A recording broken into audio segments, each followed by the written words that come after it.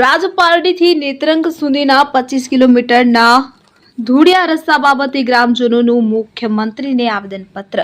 મુખ્યમંત્રીને સંબોધી ઝઘડિયા પ્રાંત અધિકારીને આપવામાં આવ્યું આવેદનપત્ર. વિગતે વાત કરીએ તો ઝઘડિયા તાલુકાના રાજપારડીથી નેત્રંગને જોડતો આશરે 25 કિલોમીટર લાંબો માર્ગ અત્યંત બિસ્માર હાલતમાં પહોંચી ગયો છે.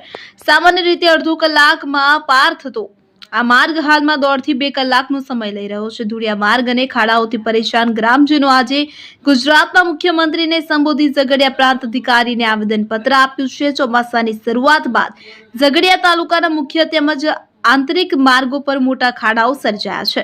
વડાપ્રધાન નરેન્દ્ર મોદીના સ્ટેચ્યુ ઓફ યુનિટી જેવા મહત્વાકાંક્ષી પ્રોજેક્ટને જોડતા માર્ગો પણ અત્યંત ખરાબ હાલતમાં છે.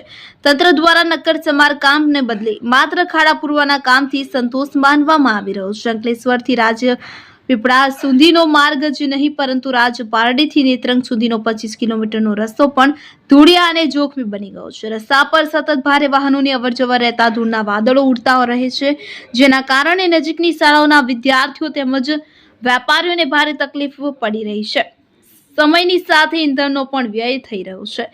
રાજપારડીથી રજલવાડા સુધીના ત્રસ્ત ગ્રામજનો દ્વારા મુખ્યમંત્રીને સંબોધી આપવામાં આવેલા આવેદનપત્રમાં સ્પષ્ટ ચેતવણી આપવામાં આવી છે કે જો 3 દિવસની અંદર રસ્તાના સમારકામની કામગીરી શરૂ નહીં થાય તો તેઓ રસ્તા રોકો આંદોલન કરશે. અબ્દુલ રઉફ ખત્રી, ઉમલ્લા. જય ભારત. આજરોજ અમે જે સ્ટેટ હાઈવે નંબર 163 અને સ્ટેટ હાઈવે નંબર 164 કે જે સ્ટેચ્યુ ઓફ યુનિટીને જોડતો રસ્તો છે અને એક રાજપાડીથી નેત્રંગને જોડતો રસ્તો છે, આજે આ બંને રસ્તાની હાલત એટલી ખરાબ સ્થિતિમાં મુકાઈ ગઈ છે કે તમામ વર્ગના લોકો આજે દુઃખી થઈ ગયા છે. અતિશય ખરાબ રસ્તાઓના લીધે ધૂળની ડમરીઓ ઉડી રહી છે, લોકોના સ્વાસ્થ્યને નુકસાન થઈ રહ્યું છે, શ્વાસ લેવામાં તકલીફો પડી રહી છે, લોકોને કમરના પ્રોબ્લેમ થઈ રહ્યા છે. ત્યારે આજે આ ભાજપની તાનાશાહી સરકાર જ્યારે વિકાસ પર્વની ઉજવણી આજે કરી રહી છે ત્યારે ખરેખર એ શરમજનક બાબત છે કે હાનો વિકાસ એ લોકો કરી રહ્યા છે. આજે સમગ્ર લોકો દુઃખી છે. હા, માત્ર ને માત્ર એમને જો વિકાસ કર્યો હોય પોતાનો તો એનો વિકાસ કરી રહ્યો હોય એવું અમને લાગી રહ્યું છે. આજે આ ખરાબ રસ્તાઓના લીધે આજુબાજુ રહેતા લોકો ધૂળથી એટલા પરેશાન થઈ ગયા છે. હમણાં થોડા જ દિવસ પહેલાં સતત ઉડતી ધૂળને કારણે પણ એક આદિવાસી વડીલ હતા, એમને પણ મૃત્યુ થયું છે કે જેમને કોઈ પણ જાતની બીમારી નથી પરંતુ રોજબરોજની ધૂળને કારણે શ્વાસમાં તકલીફ થઈ રહી હતી. આવી જ ઘટનાઓ વારંવાર રોજ છાસવારે બની રહી છે, અકસ્માતો થઈ રહ્યા છે.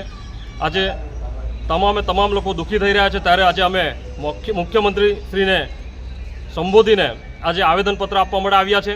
અમારી માંગણી એ જ છે કે 3 દિવસમાં જો યોગ્ય રીતે પાણીનો છંટકાવ કરીને રસ્તાઓનું મેન્ટેનન્સ નહીં કરવામાં આવે તો 5 દિવસ પછી અમે સમગ્ર આ વિસ્તારના લોકો સાથે રસ્તા લોકો આંદોલન કરીશું.